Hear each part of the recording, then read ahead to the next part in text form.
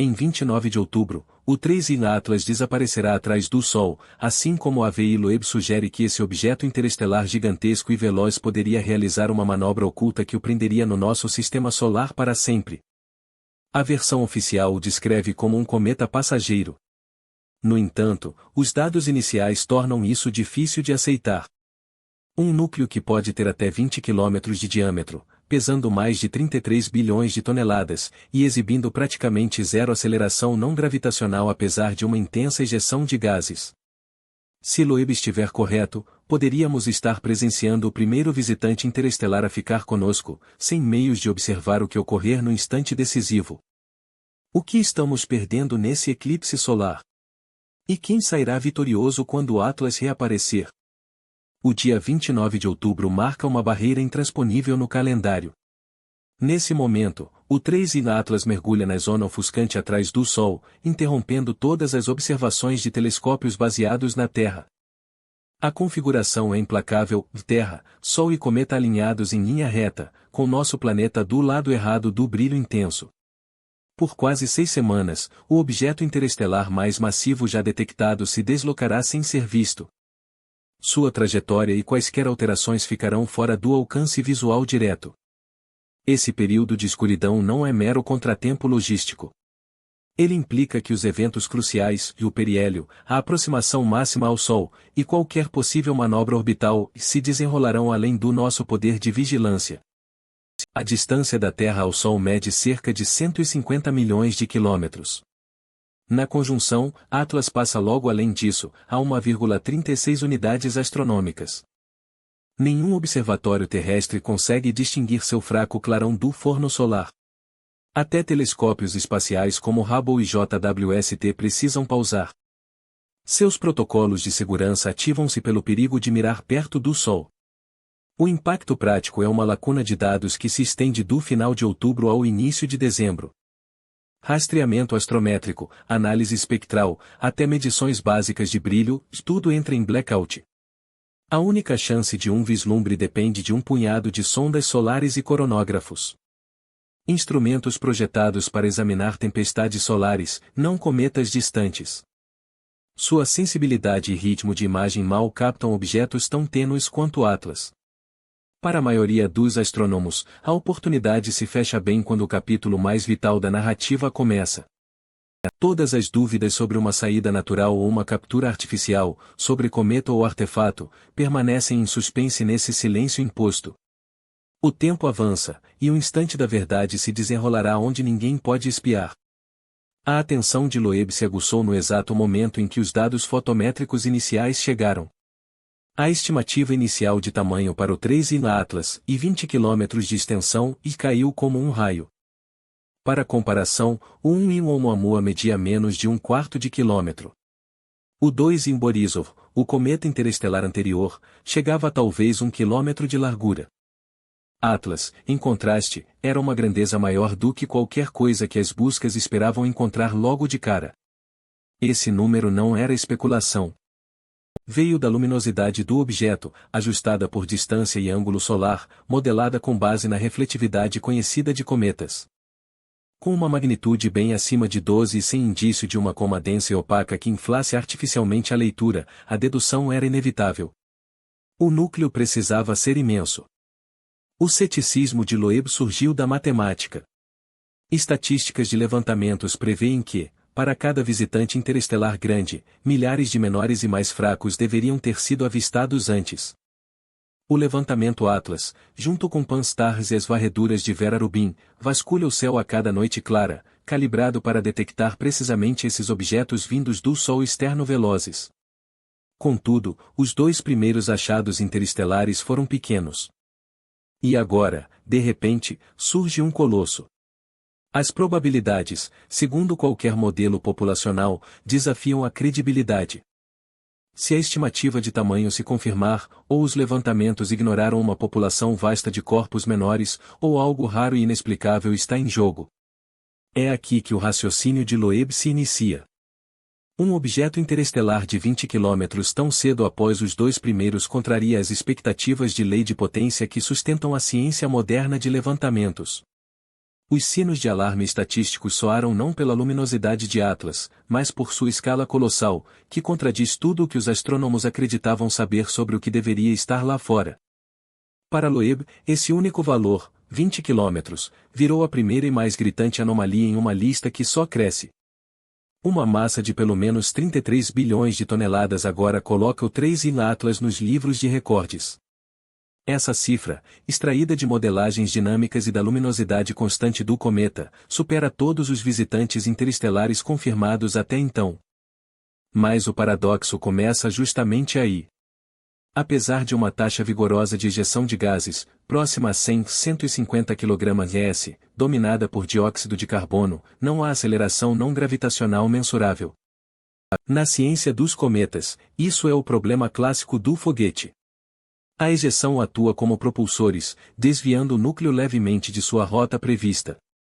Para cometas comuns, até atividade modesta deixa uma marca no registro astrométrico. Um desvio lento, uma curva sutil para longe da gravidade pura. Mas o conjunto global de dados do Minor Planet Center, com mais de 4.000 medições posicionais, não detecta tal desvio em Atlas.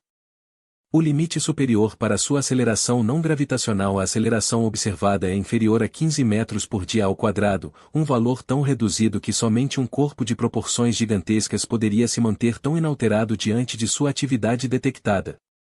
Os dados numéricos acentuam ainda mais o paradoxo. Considere a produção de gás medida, multiplique pela velocidade de ejeção e dívida pela massa estimada.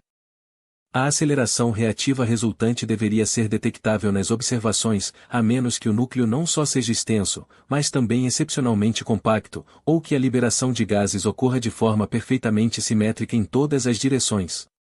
Simulações de Monte Carlo exploram todas as combinações viáveis de tamanho e densidade do núcleo. Para qualquer coisa com menos de cerca de 5 km de diâmetro ou densidade abaixo de 1,000 kg por metro cúbico, os cálculos simplesmente não se sustentam.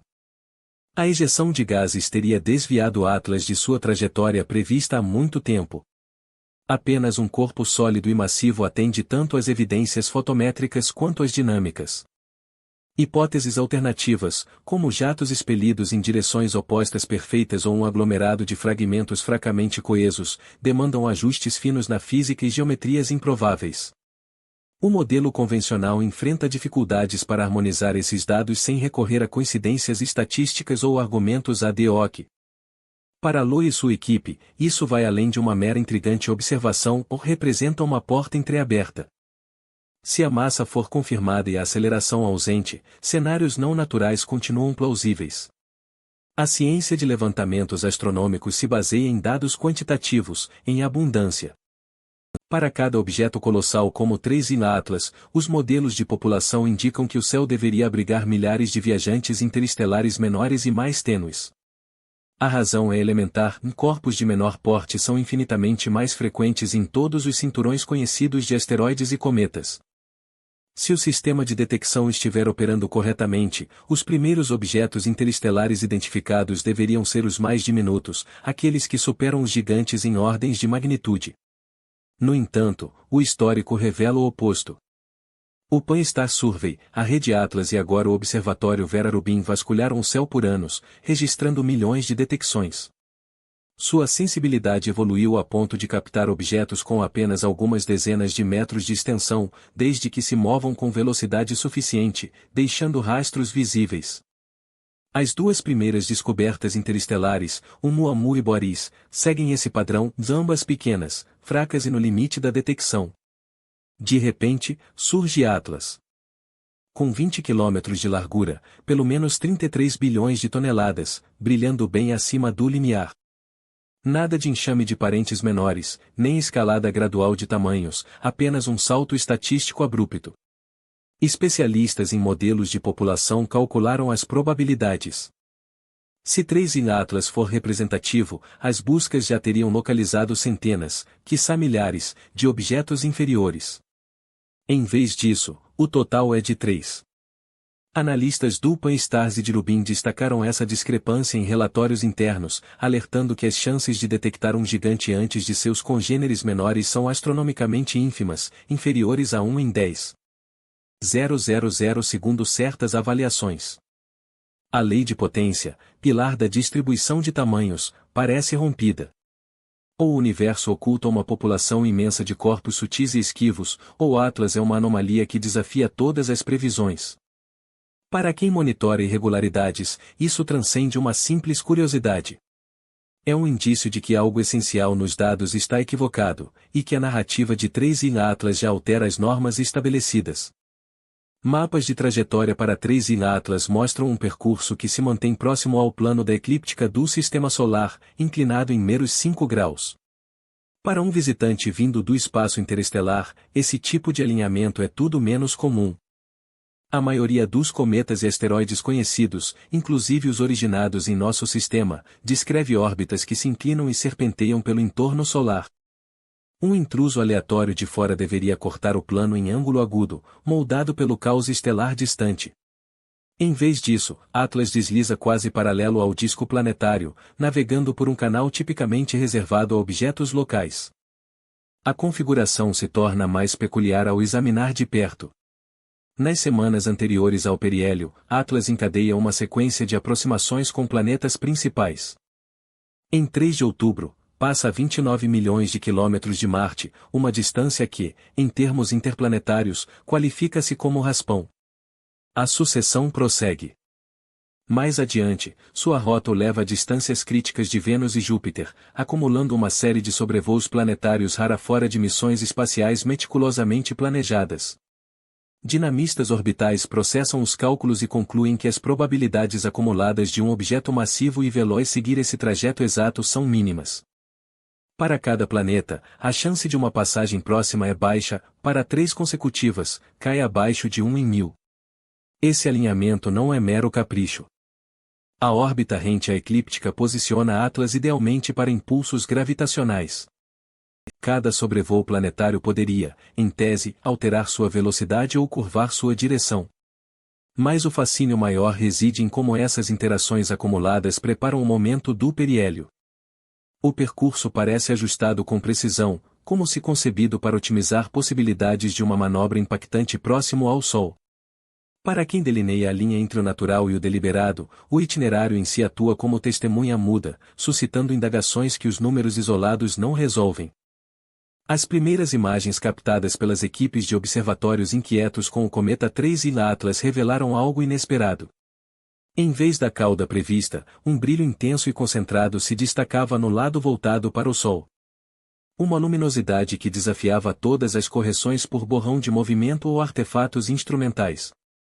Analistas de imagem nos telescópios Gemini South e VLT examinaram minuciosamente os dados, em busca de uma justificativa técnica, mas a assimetria persistia. À medida que o cometa se aproximava do Sol, o fulgor diminuía, e uma cauda convencional começava a se estender, alinhada ao vento solar. Para alguns, tratava-se de um mero efeito geométrico, para outros, indicava uma alteração genuína. Talvez uma crosta se rompendo ou um surto repentino de atividade vinda das profundezas. Espectroscopistas redirecionaram a atenção para a composição química do cometa.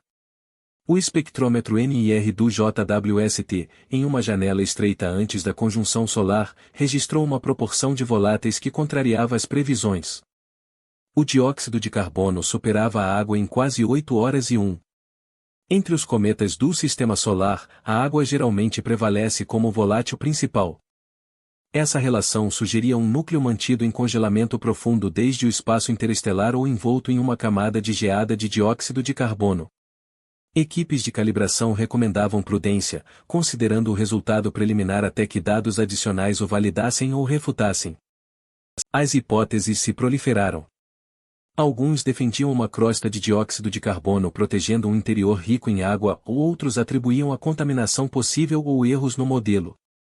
O debate invadiu conversas noturnas em canais do Slack, com cada grupo sustentando sua visão. Em fins de setembro, um pico súbito de emissão verde varreu a coma. Astrônomos amadores e profissionais relataram a mudança, ligando-a à fluorescência de moléculas C2 ou Cn sob a ultravioleta solar. Na maioria dos cometas, o verde surge próximo ao periélio, mas aqui ele veio antecipado e vívido, superando as estimativas. A variação cromática gerou novas indagações sobre as camadas de gelos voláteis e a química superficial do cometa. Cada irregularidade, ótica, química, cromática, já acumulava incertezas sobre incertezas. Com o cometa se ocultando atrás do Sol, as respostas ficariam adiadas, mantendo sua essência verdadeira entre ilusão instrumental e descoberta profunda. O argumento de AVI depende de uma oportunidade tão fugaz que mal marca o relógio cósmico. No periélio, em 29 de outubro, o 3 em Atlas atingirá velocidade próxima a 44 km por segundo. Uma bala interestelar traçando uma hipérbole a apenas 1,36 unidades astronômicas do Sol. Para qualquer objeto em trajetória hiperbólica, esse é o instante único em que um impulso, uma variação de velocidade de meros quilômetros por segundo, poderia inverter o destino de fuga para a captura. A física não perdoa. Para desviar de uma rota interestelar de saída para uma órbita ligada ao Sol, o Atlas precisaria de um ΔV de cerca de 8 km por segundo aplicado no ponto de maior proximidade. Qualquer valor inferior e o cometa prosseguiria, sem volta. Essa manobra, caso ocorra, passará despercebida. O ofuscamento solar cega todos os telescópios terrestres. Até os melhores coronógrafos espaciais terão dificuldade para isolar um ponto fraco e veloz contra o fundo solar. Os limites de detecção desses aparatos giram em torno de magnitude 8 a 10, excessivamente brilhantes para um cometa como o Atlas durante a conjunção solar.